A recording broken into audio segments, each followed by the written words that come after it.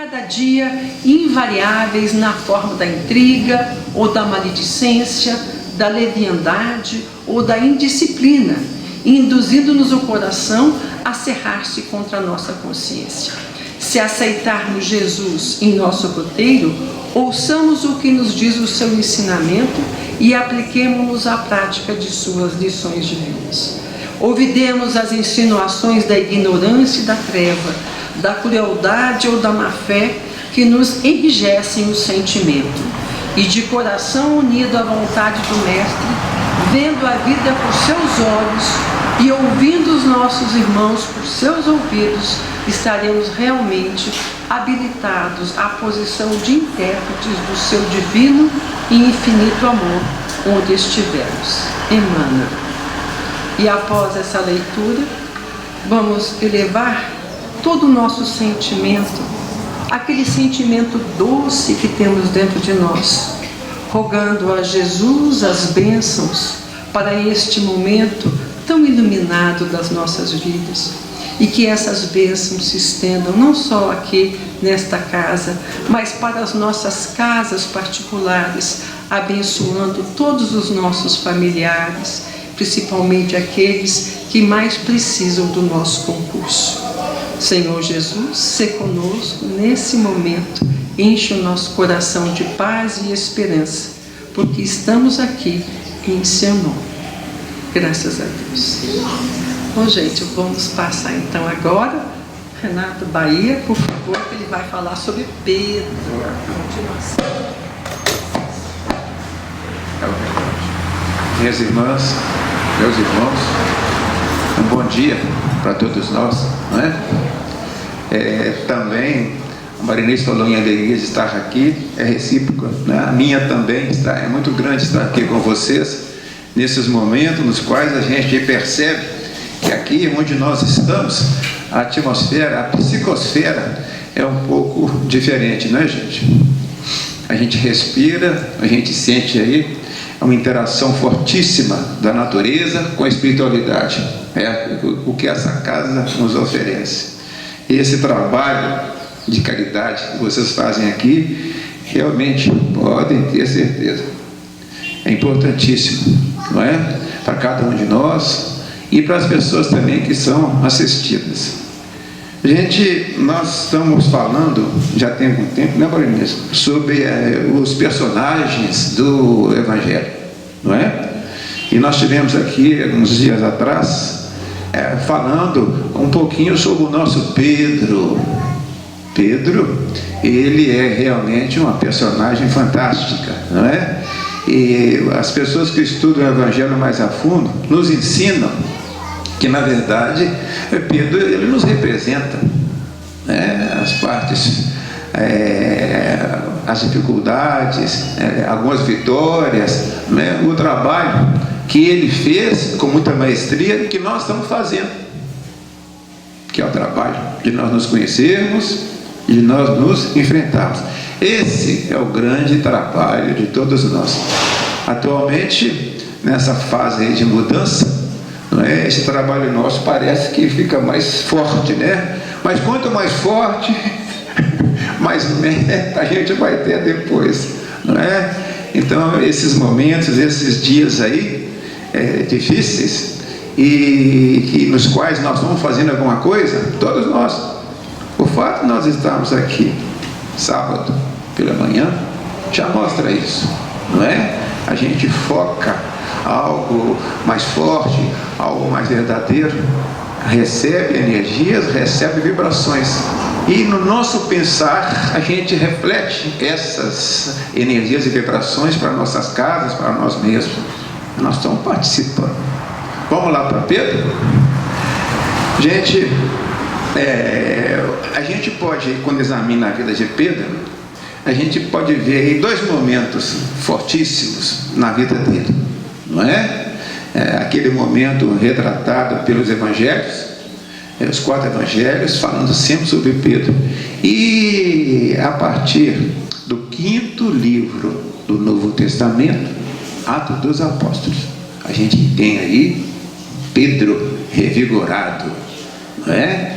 O Pentecoste a chegada do Espírito Santo, realmente ela modificou não só Pedro, modificou todos os apóstolos. E a gente não pode deixar de acentuar também que o estudo do Evangelho, não é? Ele permite também essa ligação nossa com o Pentecostes, né? Com esse Espírito Santo, não é? É que a gente tanto precisa. E o nosso Pedro, ele, a partir do 50º dia, não é? Depois da ida de Jesus, não é? Da ida de Jesus não, do grande sacrifício de Jesus. Jesus, depois da ressurreição, ele permanece 40 dias conosco. E nesses 40 dias ele surge, aparece muitas vezes, né? Reforçando e prometendo também o Pentecostes, que aconteceu 50 dias depois, naquela manhã, lá em Jerusalém. Jerusalém cheia de gente, não é? Os judeus, eles tinham algumas festas anuais. A festa de Pentecostes acontecia para os judeus, não é? Eles relembravam o recebimento da Torá, né? Nos 40 anos que eles passaram no deserto. Torá são os 5 primeiros livros da Bíblia, do Antigo Testamento, os livros escritos por Moisés, né? E eles comemoravam a recebimento da Torá e comemoravam também as primeiras colheitas que estavam sendo feitas. Esse acontecimento, aquele domingo, já se deu já em meados do mês de maio, bem parecido com nossos dias de agora. E naquela manhã, por volta de 9 horas da manhã, a cidade de Jerusalém cheia de gente de fora. Isso é importante, esse detalhe, cheia de gente de fora, não é? Ela vê aquele som chegando lá, aproximando da cidade, despertando a atenção de todo mundo. Que som é esse que está chegando por aí? Não é? Os apóstolos, já 12, não é? Já tinha sido o lugar de Judas Iscariotes, já tinha sido completado por Matias, né? Que na verdade a gente sabe que é doutor Bezerra de Menezes. Olha só, Bezerra de Menezes. E ali, né, às 9 horas da manhã, chega o Pentecostes, né? E essa energia, essa força, não dá para definir o que é o Espírito Santo. Não dá. Não é?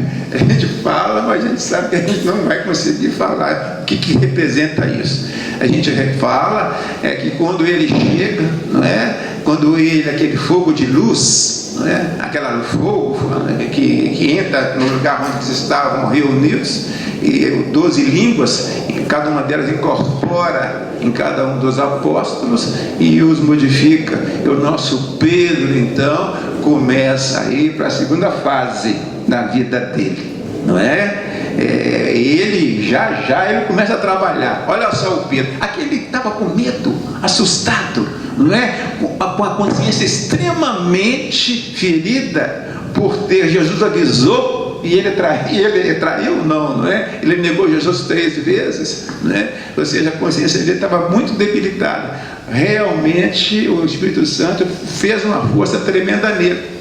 E ali, minutos depois, a população aglutinada em torno do local onde eles estavam, Pedro, ele sai com os apóstolos e começa o trabalho dele de evangelização. Ele foi um instrumento ali, porque quando eles descem já com o Espírito Santo, não é? A cidade vai ao local onde eles estavam.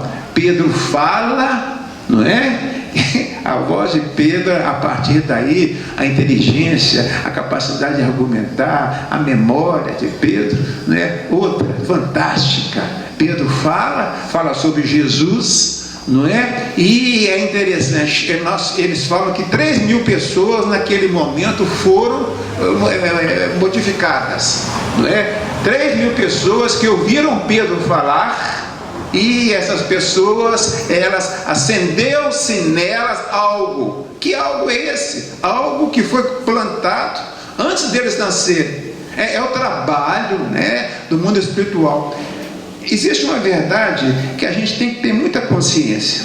O mundo verdadeiro, minhas irmãs e meus irmãos, é o mundo espiritual, não é? Aqui onde nós estamos é um local que pode ser para a gente, para alguns não é uma prisão, muitos, para outros um hospital, e para poucos, né, as pessoas que sabem observar o lugar, passa a ser uma escola. A decisão é nossa, né? O que nós vamos fazer dos dias que nós estamos vivendo aqui, não é? E essas pessoas, 3.000 pessoas, ao ouvir Pedro falar, cheio do Espírito Santo, despertou nelas esse fato, não é? Essa consciência maior, essa consciência cristã.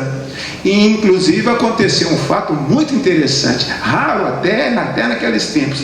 Aquelas 3.000 pessoas, quando elas ouviram Pedro falar, elas se predispõem a serem batizadas, não é? Ou seja, elas, 3.000 pessoas, a partir daquele momento, nós falamos, pessoas de fora, eles foram para a cidade deles, as vilas deles, levando já a capacidade de espargir, de levar o Evangelho. Fantástico! Esse fato mexe comigo, sabe?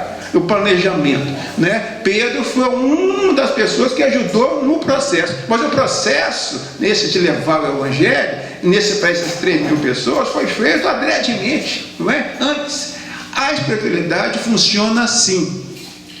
Deus é a inteligência suprema, a causa primeira de todas as coisas. Isso é uma coisa para a gente incorporar, não é? Ou seja, tudo o que acontece só acontece porque Deus assim o permitiu, não é? Então, determinadas coisas são desígnios de Deus e ninguém mexe nisso.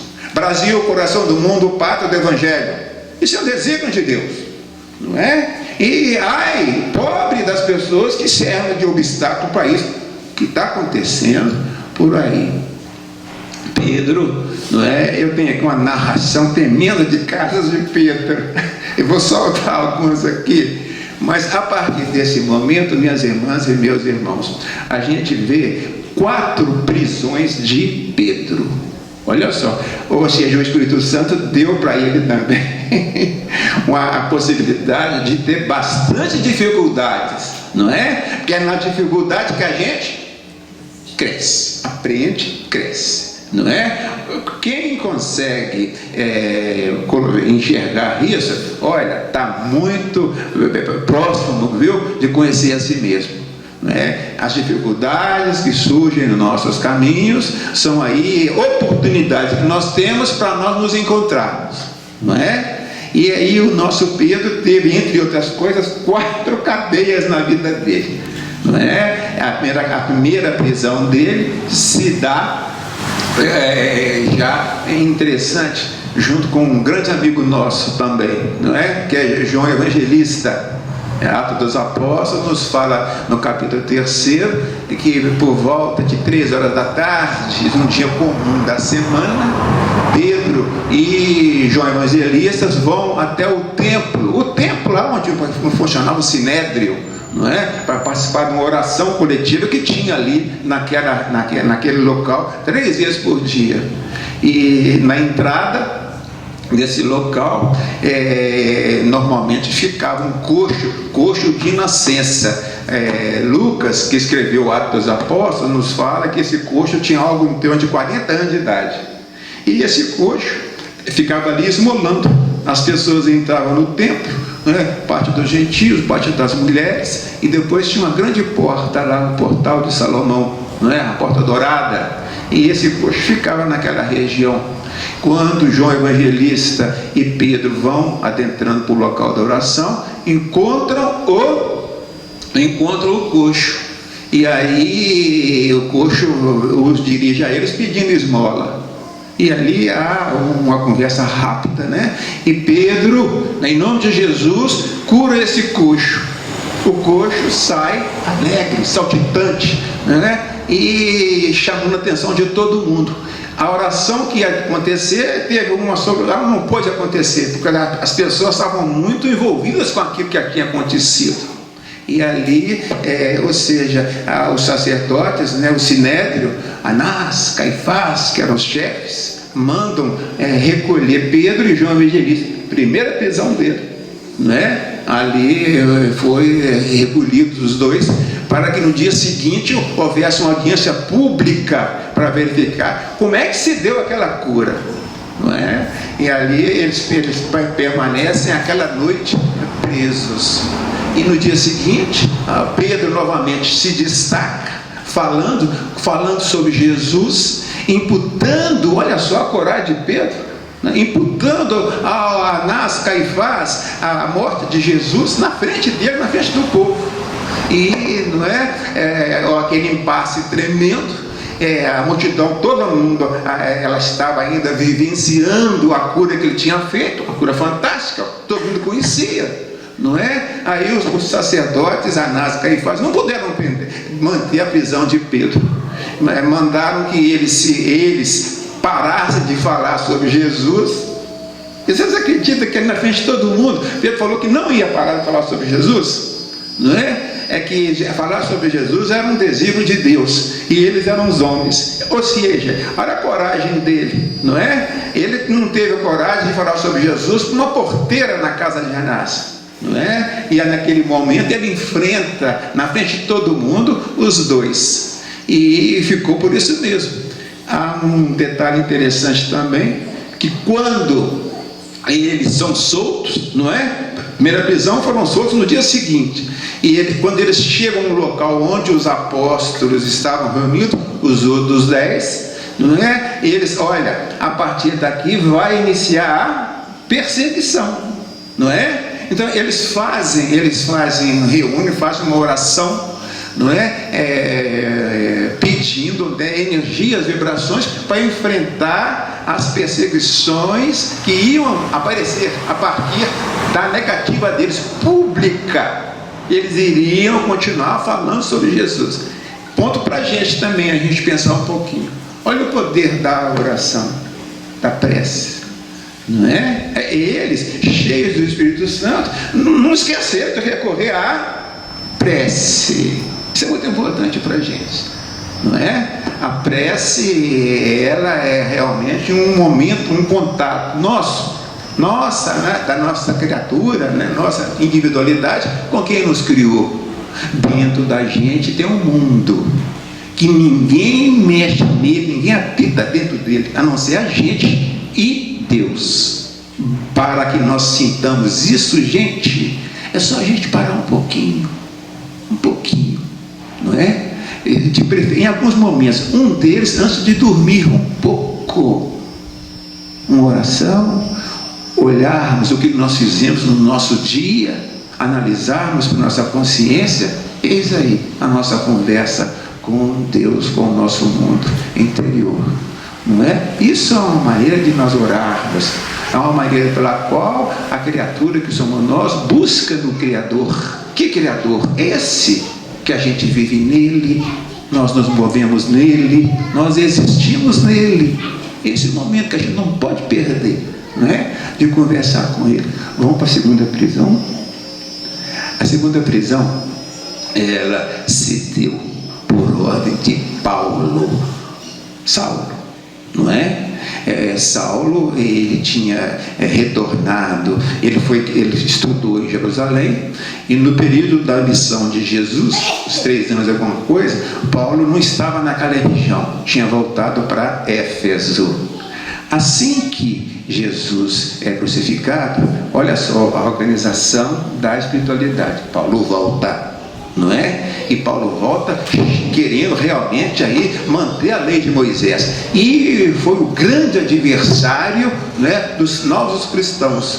E ele manda prender Pedro, né, e manda prender todos os apóstolos. Na verdade, somente Tiago Maior que ficou livre, não é, daquela prisão, né? E nessa prisão também, não é, houve eles ficaram mais tempo na cadeia, Pedro no meio. E quem faz com que o Sinédrio não aumente a punição é Gamaliel, né? Gamaliel, um membro do Sinédrio, com muita ascendência, não é? Ele argumenta em particular com os membros do Sinédrio e manda soltar todos os apóstolos. Essa aí foi a segunda prisão de Pedro. E tem uma terceira prisão de Pedro também, não é? Essa prisão de Pedro também registrada em Atos dos Apóstolos. Essa prisão é da seguinte maneira, não é? A pessoa que sucedeu Herodes naquela região, né, chamava Herodes Agripa. Há uma dificuldade, uns falam que é o filho mais novo, outros falam que é o neto de Herodes, mas isso não é importante. O importante é que esse rei era extremamente rigoroso, não é? E fez uma perseguição forte. Em determinado momento, já naqueles tempos, não é? Que os apóstolos estavam atuando, ele, para agradar aquela parte do clero judaico, o sinédrio, ele aprisiona Tiago Maior e corta a cabeça dele, não é? Tiago Maior foi o primeiro, depois de Judas, né, dos apóstolos, a sofrer esse tipo de morte forte, não é? Ele é irmão de João Evangelista, e o povo gostou muito, né, a esquerda daquela época gostou muito, e aí Tiago, o nosso Herodes Agripa, entusiasmado, mandou prender o chefe, que era Pedro. E Pedro, ele é preso, é levado para uma fortaleza, e com um rigor imenso. Durante 24 horas por dia, 4 soldados ficavam ao lado de Pedro. Ele foi despido, amarrado, não é, em correntes com os braços abertos, não é? E 2 soldados ficavam ali ao lado dele. Na porta do recinto ficavam mais 2 soldados. Aí a gente imagina, por que tudo isso? Porque em vezes passadas, né, principalmente na segunda vez, né, na prisão dele, apareceu um anjo e soltou Pedro. Aí Tiago Agripa, não querendo que o anjo atuasse, fez esse esquema. E Pedro ficou dias nessa posição. E é interessante, é um fato que a gente gosta muito de ressaltar. Nesses tempos que Pedro passou nesse estado, nu, amarrado na parede, com correntes, extremamente vigiado, ele não perdeu a fé. Não é? Isso é muito importante, isso, a gente pensar nisso. Olha a situação que ele, o Herodes Agripa, queria matá-lo também, cortar a cabeça dele também, e numa outra comemoração da Páscoa, porque a cidade estava cheia de gente. Ou seja, Pedro ficou alguns dias naquela posição. E o relato, não é que extremamente calmo e confiante. Pois bem, na noite que antecedia a comemoração da Páscoa, eis que realmente um anjo surge lá, não é? E né, esse quadro é muito interessante da gente imaginar, não é? Como é que esse anjo fez isso? Ele pega, ele solta Pedro, não é? A narrativa é que os grilhões caem, não é? A porta se abre, e eu fico perguntando, e esses 4 guardas? Mas foram mortos,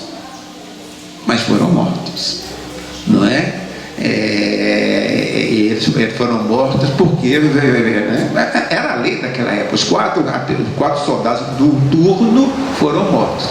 Pedro sai, não é? Ele vai até o local onde estavam reunidos os apóstolos. Até a passagem interessante, ele chega lá, bate na porta, alta madrugada, não é? E uma serva vai abrir a porta. Quando vê que é Pedro, não é? Ela passa, vai lá dentro, fala com os apóstolos que é Pedro, eles não acreditam.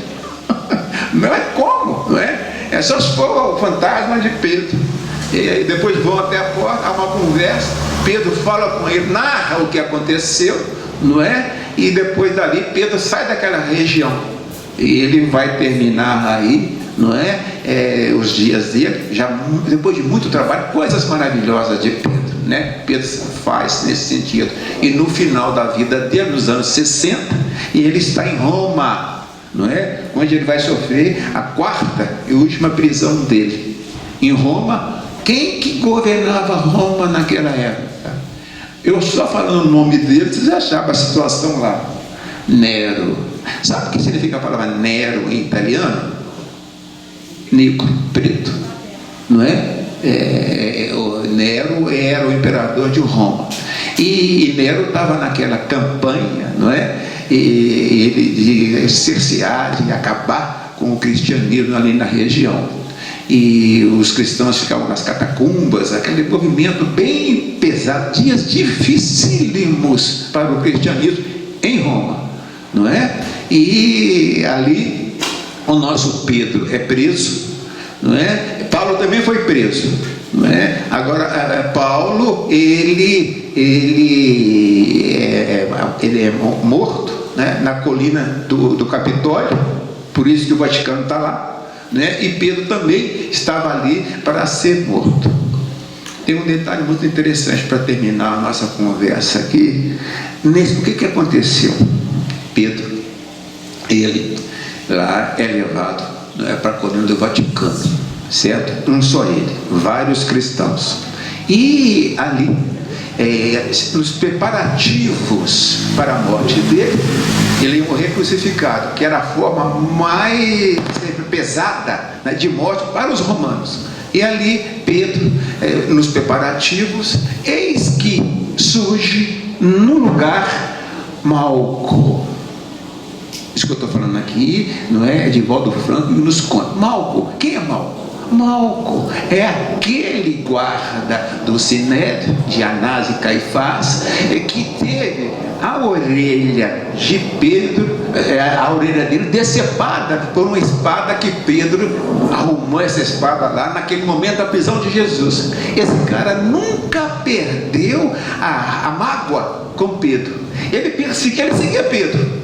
Quando ele ficou sabendo que Pedro estava em Roma, olha só, gente, que fato. Ele vai assistir à morte de Pedro. Seria a vitória dele. Pois bem, Pedro vê Malco, reconhece Malco. Obviamente, não é que esses anos todos Pedro carregou o remorso de ter feito aquilo. Pedro, quando ele vê Malco se aproxima, todo achando que ele é a vingança dele. Pedro, numa atitude de humildade é a virtude de mãe. Ninguém vai a lugar nenhum se não tiver humildade. Não é à toa aquela primeira bem-aventurança, não é? Pedro se ajoelha diante de Malco e pede perdão. Os guardas, vendo isso, peraí, esse é o chefe, está ajoelhado diante desse, esse aí é mais importante do que o chefe. Pega o Malco e mata o Malco também. Olha só, não é? Pedro teve a oportunidade de pedir, né, de se desculpar pelo que teve feito. Malco, que manteve no coração dele essa mágoa, esse ressentimento, foi o que quitou seus débitos ali. Lição para a gente na questão do perdão, não é? Lição para a gente da mágoa, do ressentimento. Esse exemplo de Malco é imperdível para a gente, não é? Vamos olhar para dentro da gente. Quais são as pessoas que a gente acha que nos feriram? Acha, não é? Porque ninguém não fere ninguém se não houver um antecedente nas nossas vidas que permita isso. Não há injustiças no mundo. A pior postura nossa é nós nos sentirmos injustiçados. Isso é uma ofensa gravíssima a Deus, não é? E aí, para nós pensarmos nisso, se nós tivermos alguém que a gente tem mágoa, olha, jogue para dentro da gente mesmo um pensamento, não é? Se essa pessoa me fez isso, é porque no meu passado, na minha consciência, tem algo que eu fiz. Perdoar, na verdade, é perdoar a si mesmo, não é? Essa execução de Pedro, anos 66, 68, ela traz esse ensinamento para a gente pensar, não é, gente? Para a gente refletir aí. Não vamos chegar do outro lado com ressentimentos. Não vamos chegar, não é? Atrapalha muita gente lá. Enquanto é tempo, é momento da gente pensar nisso. Ninguém nos faz mal, só nós mesmos, não é? Sempre quando alguém age no nosso passado, na nossa consciência, tem algo, não é? Louvado seja o nosso Pai, o nosso Criador. Acho que vocês 5 minutos. É fascinante quando nós começamos a estudar, né, a história de Pedro, de Paulo, de Estevão, porque na sua vida nós vamos encontrar muitos ensinamentos e muitos exemplos. Então, gente, agradeço ao Renato a presença, a disponibilidade, o carinho que tem por essa casa.